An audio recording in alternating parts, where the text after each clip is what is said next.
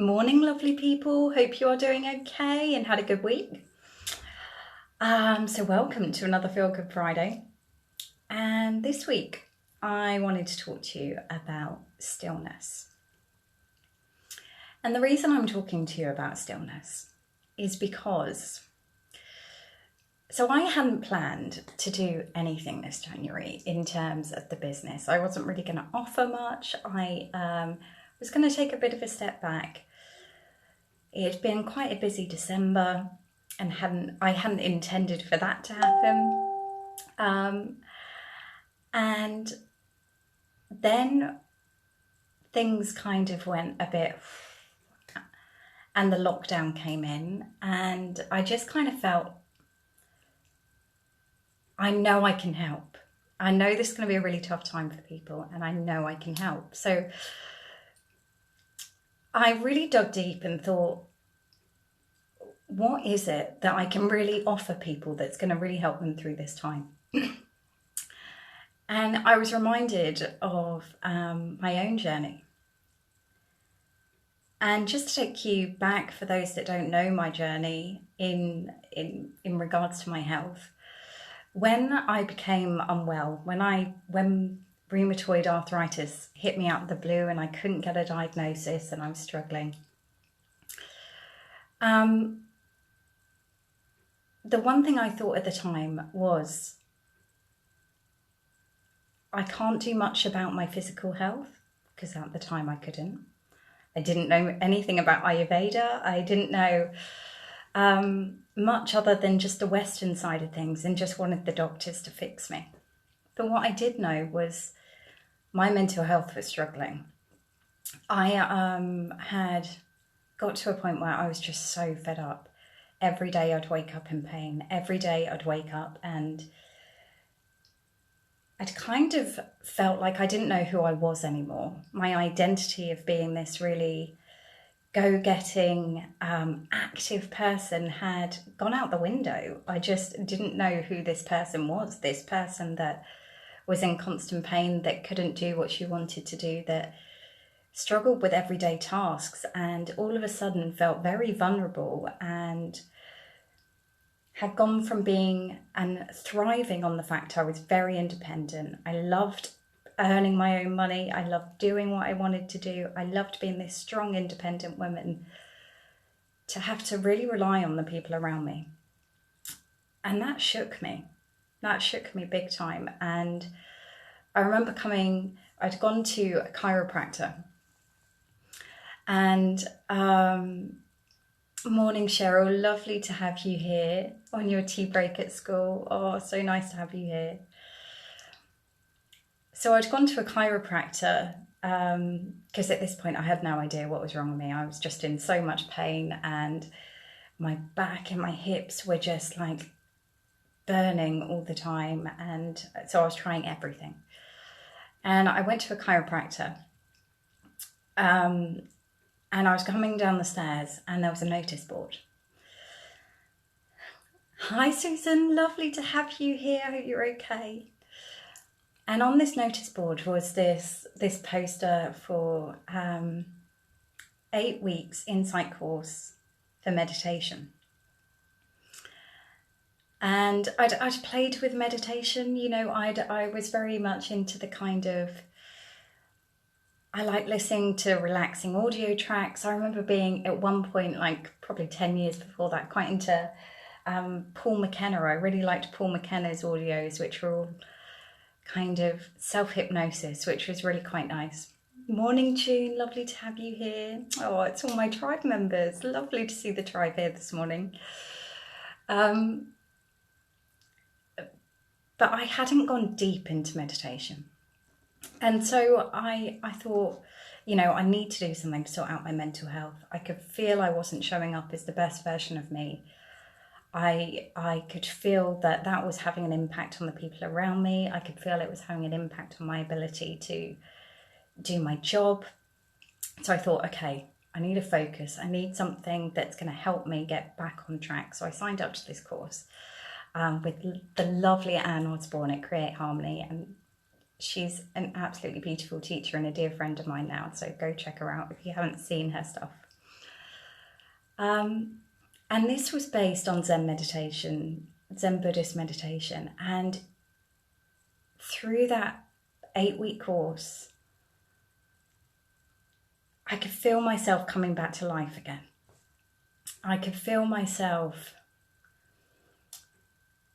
my mood changing, but not just that. I realised that I had put so much into this identity I'd created of this strong, independent woman who was a go-getter, who, did it all by herself, who was Superwoman, that actually this was a huge gift. It was a huge gift for me to actually strip away those layers, strip away the labels I'd given myself, and find this whole new me underneath that I didn't know existed. So what I would say, we know so much about the research that's out there about meditation, and I could sit here and give you all the facts and figures about how it changes your neuro pathways and creates someone who's more resilient and happier and able to deal with life's challenges. I wanted to give you a little bit more insight into actually how does it affect you on an individual level. And I have to say, with me on my journey, not only did it allow me to change my mood, it allowed me to examine everything I was doing in my life and why I was doing it. So the fact that I got rheumatoid arthritis, I now know is because I was running myself into the ground. For those that are into Ayurveda, I was in full-blown pitta energy all the time. It was a big, long to-do list, and I've got to do this, and I've got to do this, and I've got to do this. And that was coming from a place of I didn't feel good enough. I needed validation. I needed to prove to myself and others that I was worthy. And through meditation, I realized I didn't need to do that. So yes, meditation changes and helps you manage your moods. It helps you become more resilient, but it is so, so much bigger than that. And that's why I decided this January, although I wasn't going to do anything this January, when the lockdown hit, I felt like I needed to provide something that I knew was going to help people that are likely to struggle during lockdown. And whether you're someone who's at home on your own, or whether you're at home juggling homeschooling, whether you're a teacher trying to navigate this whole new world, and oh my gosh, I take my hat off to you, because I know the teachers at my children's school have been absolutely amazing, despite the fact that they're working in such a turbulent environment. Or whether you're a support worker or care worker or nurse out there trying to remain strong for the people that you're looking after, I invite you to join me on this 30 days of stillness, so that you have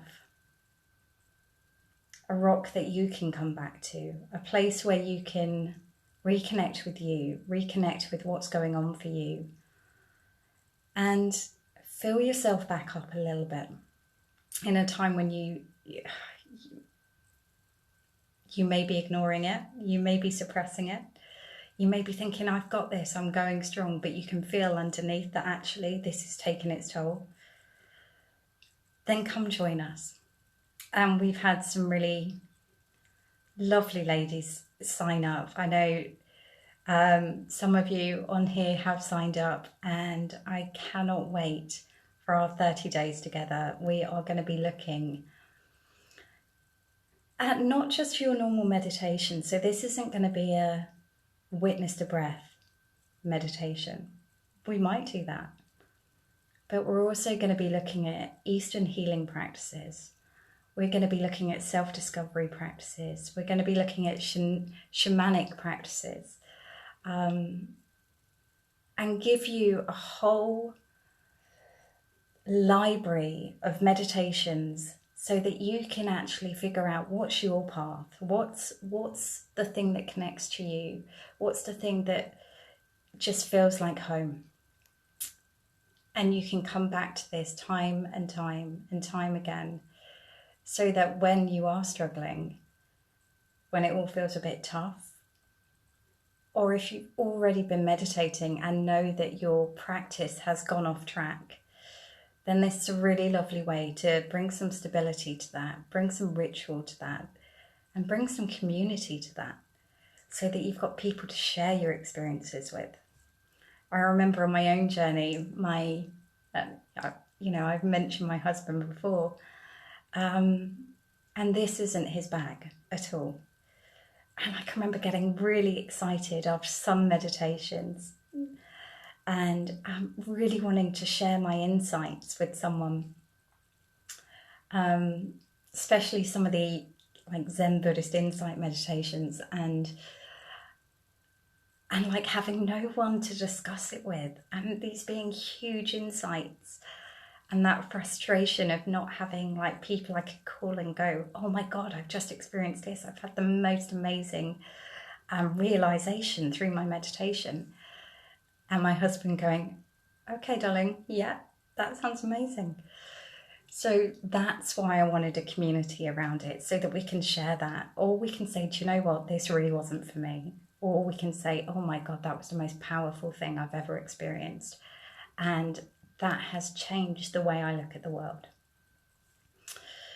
So it's going to be an amazing 30 days together. I cannot wait. Cheryl, I'm so glad you're excited too. I really do think this is going to be a really magical experience.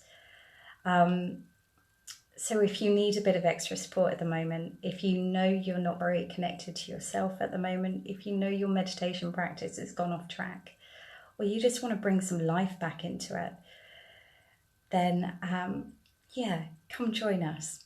The link's in either the top of the screen, but I'll also post it below in the comments.